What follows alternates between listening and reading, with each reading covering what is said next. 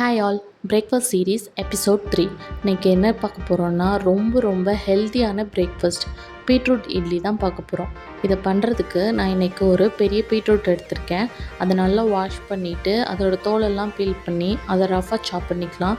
இப்போது ஒரு இட்லி பாத்திரம் எடுத்துகிட்டு நம்ம ரஃபாக சாப் பண்ண பீட்ரூட்டை அதில் வச்சு ஒரு 5 to 10 minutes பாயில் பண்ணிக்கலாம். நல்லா பாயில் ஆனதுக்கப்புறம் அதை கொஞ்சம் ஆற வச்சுட்டு அதை ஒரு மிக்ஸி ஜாரில் மாற்றி அதை நல்ல ஃபைன் பேஸ்ட்டாக கிரைண்ட் பண்ணி எடுத்துக்கலாம். இப்போ எடுத்ததை ஒரு பவுலில் மாற்றிட்டு அது கூடவே நம்ம அரைச்சி வச்சுருக்க இட்லி பேட்டரையும் சேர்த்துடலாம். இட்லி பேட்டர் அளவு வேணும்னா கமெண்ட்ஸில் சொல்லுங்கள், நான் நெக்ஸ்ட் வீடியோவாக போடுறேன். இப்போது இட்லி பேட்டர் கூட சேர்த்து அதை நல்லா மிக்ஸ் பண்ணிவிட்டு நம்ம எப்போதும் இட்லி ஊற்றுற மாதிரியே ஊற்றி எடுத்துக்கலாம். இது கூடவே நீங்கள் கடுகு உளுத்தப்பருப்பு எல்லாமே தாளித்து கூட போடலாம். ஆனால் எங்கள் பாப்பாவுக்கு அது பிடிக்காதுங்கிறதுனால நான் இன்றைக்கி ப்ளெயின் இட்லியாகவே ஊற்றிருக்கேன்.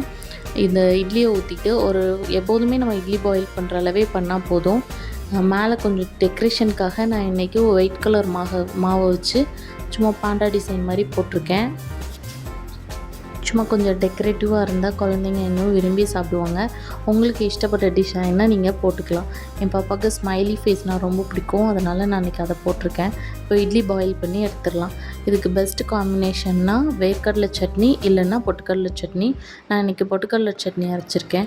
அதுக்கு ஒரு 1/2 கப் தேங்காவை துருவிட்டு அதை ஒரு மிக்ஸி ஜாரில் மாற்றிக்கலாம். இப்போ அது கூடவே ஒரு கைப்பிடி அளவு பொட்டுக்கடலை சேர்த்துருக்கேன். நீங்கள் இதுக்கு பதிலாக வேர்க்கடலை கூட சேர்த்துக்கலாம். இதுக்கு நான் ஒரு 3 பச்சை மிளகா எடுத்திருக்கேன். நீங்கள் உங்கள் காரத்துக்கு தகுந்தாப்பில் எடுத்துக்கலாம்.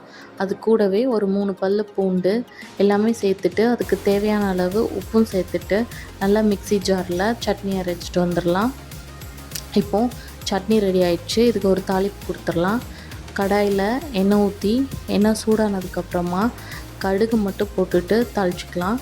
நீங்கள் உளுத்தம்பருப்பு எல்லாம் போட்டு தாளிச்சிக்கலாம். அந்த பாப்பா அந்த உளுத்தம்பருப்பு கடலைப்பருப்புலாம் இருந்தால் சாப்பிட மாட்டாங்க. அதனால் நான் வெறும் கடுகு மட்டும் போட்டு தாளிச்சிட்டு கருவேப்பிலை போட்டுக்கிறேன். இப்போது அடுப்பை ஆஃப் பண்ணிவிட்டு நம்ம அரைச்ச சட்னியை அதில் ஊற்றணும். தேங்காய் சட்னி ஊற்றும்போது அடுப்பு ஆனில் இருந்துச்சுன்னா அது ஒரு மாதிரி திரியாக வந்துடும். இப்போ உங்களுக்கு தேவைக்கேற்ப தண்ணி ஊற்றி கன்சிஸ்டன்சி அட்ஜஸ்ட் பண்ணிக்கலாம்.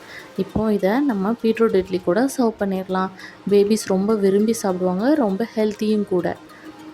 இதை உங்கள் பேபிஸ்க்கு செஞ்சு கொடுத்துட்டு அவங்க சாப்பிட்டாங்களான்னு மறக்காமல் கமெண்ட்ஸில் சொல்லுங்கள். தேங்க்யூ.